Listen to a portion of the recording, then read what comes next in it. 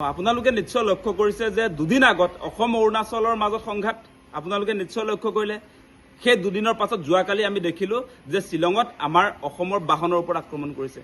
অসমৰ পৰা যিসকল আসলতে শ্বিলঙলৈ গাড়ী ভাড়া মাৰে সেই গাড়ীবিলাকক বাছি বাছি বা শ্বিলঙলৈ যোৱা যিবিলাক গাড়ী আছিলে যোৱাকালিৰ দিনটোত সেই গাড়ীসমূহত টাৰ্গেট কৰি যোৱাকালি আমি দেখিলো যে খাচী ছাত্ৰ সন্থাই আমাৰ এই বাহনবিলাকৰ ওপৰত আক্ৰমণ কৰিছে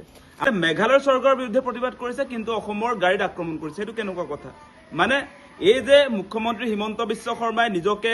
মানে আটাইতকৈ বেছি পাৱাৰফুল মানুহ বুলি নিজকে কৈ থাকে তেওঁ পাৱাৰটো কিন্তু আমি বেলেগ ৰাজ্যত দেখিবলৈ নাপাওঁ ওচৰ চুবুৰীয়া ৰাজ্যবিলাকত তেওঁৰ পাৱাৰ নাই সেইকাৰণে আপোনালোকে দেখিছে বাছি বাছি অসম চৰকাৰৰ নামৰ ৰেজিষ্ট্ৰেশ্যন হৈ থকা গাড়ীবিলাক টাৰ্গেট কৰি লৈছে আৰু সেই গাড়ীবিলাকত থকা পৰ্যটকবিলাক আঘাতপ্ৰাপ্ত হৈছে আমি দেখিছো তাৰ ড্ৰাইভাৰবিলাক কেনেকুৱা এটা আশংকাৰ মাজত যোৱাকালি শ্বিলঙৰ পৰা ৰিটাৰ্ণ হৈছে সেইবিলাক আপোনালোকে দেখিছে বাচ্চা আছিলে সৰু ল'ৰা ছোৱালী আছিলে মহিলা আছিলে আৰু তেওঁলোকৰ ওপৰত আক্ৰমণ চলিছে ডাঙৰ ডাঙৰ শিলেদি আমি আসলে পাথৰেদি সেই গাড়ীত আক্ৰমণ কৰা দেখিছো লাঠিৰে আক্ৰমণ কৰা দেখিছো সেই আক্ৰমণবিলাক কিয় চলি আছে আসলতে আৰু এই মুহূৰ্তত আমাৰ কথাটো স্পষ্ট যে আমাৰ মুখ্যমন্ত্ৰী হিমন্ত বিশ্ব শৰ্মাৰ মেঘালয় বা অৰুণাচল নাগালেণ্ড এই আমাৰ যিবিলাক ওচৰ চুবুৰীয়া ৰাজ্য সেই ৰাজ্যবিলাকত যে তেওঁৰ যে কোনো ধৰণৰ প্ৰভাৱ নাই সেই কথাটো আজি প্ৰমাণ হৈছে আপোনালোকে কথাটো বিবেচনা কৰি চাওক ইছ্যু কিবা এটা হয় কিন্তু আমাৰ ওপৰত আসলতে আপোনাৰ আক্ৰমণটো হয় এতিয়া আমি দেখিছো যে যোৱাকালিৰ যিটো ঘটনা সেই ঘটনাটো আমি দেখিছো প্ৰটেষ্টটো কৰি আছিলে খাচী ছাত্ৰ সন্থাই খাচী ছাত্ৰ সন্থাৰ ডিমাণ্ডবিলাক কি আছিলে আপোনালোকে যদি চাই সেই ডিমাণ্ডবিলাকত আমি দেখিছো তেওঁলোকে মিগ্ৰেণ্ট লেবাৰ যিটো ৰেগুলেশ্যন যিটো এক্ট আছে সেইটো তেওঁলোকে আসলতে ইয়াৰ এমেণ্ডমেণ্ট বিচাৰিছে আৰু সেইটোক লৈ আমাৰ পৰ্যটক কি আক্ৰমণ কৰাৰ কথা আছে বা সেইটোক লৈ আমাৰ অসমৰ গাড়ী বাছি বাছি আক্ৰমণ কৰা লাঠিৰে আপোনাৰ গ্লাছ ভাঙি দিয়া কাৰণটো ক'ত আছে সেইটো আমি বুজি নাপাওঁ আপোনালোকে দেখিব ইয়াতে তেওঁলোকৰ কেইবাটাও আমি দেখিছো যে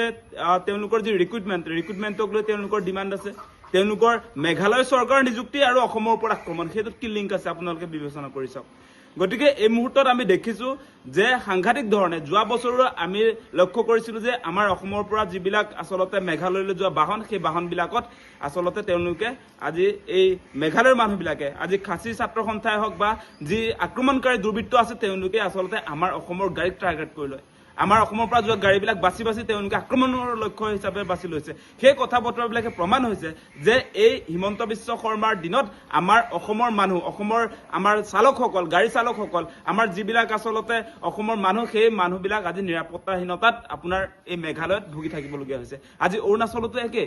আজি নাগালেণ্ডৰ ক্ষেত্ৰতো একে আমি আসলে অসমৰ মানুহে এতিয়া ওচৰ চুবুৰীয়া আমাৰ অসমৰ পৰা গোটেই ৰাজ্যবিলাকৰ লিংক আছে আমাৰ ওচৰ চুবুৰীয়া একেবাৰে কাষৰ যিবিলাক ৰাজ্য তাতো আমাৰ মানুহৰ আসলে জীৱন আৰু সম্পত্তিৰ নিৰাপত্তা নাই সেই কথা বতৰাবিলাক আমি লক্ষ্য কৰিছো গতিকে মুখ্যমন্ত্ৰী হিমন্ত বিশ্ব শৰ্মাৰ দিনত ধাৰাবাহিকভাৱে কেতিয়াবা আপোনাৰ অসমৰ মানুহৰ ওপৰত মেঘালয় আক্ৰমণ কৰে কেতিয়াবা আপোনাৰ অৰুণাচলৰ মানুহে আক্ৰমণ কৰে কেতিয়াবা আপোনাৰ নাগালেণ্ডৰ মানুহে আক্ৰমণ কৰে মানে এই যে হিমন্ত বিশ্ব শৰ্মাৰ দিনত এই বিজেপি চৰকাৰৰ দিনত ধাৰাবাহিকভাৱে অসমৰ মানুহে এই আপোনাৰ ওচৰ চুবুৰীয়া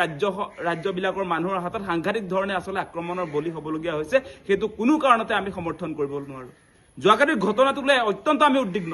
আপোনালোকে নিশ্চয় লক্ষ্য কৰিছে এতিয়া যোৱাকালি যিসকল আসলতে শ্বিলঙত আছিলে যিবিলাকৰ গাড়ীত আসলতে যোৱাকালি আক্ৰমণ চলিলে তেওঁলোকৰ কেনেকুৱা এটা পৰিৱেশ যোৱাকালিৰ দিনটোত আপোনালোকে নিশ্চয় লক্ষ্য কৰিছে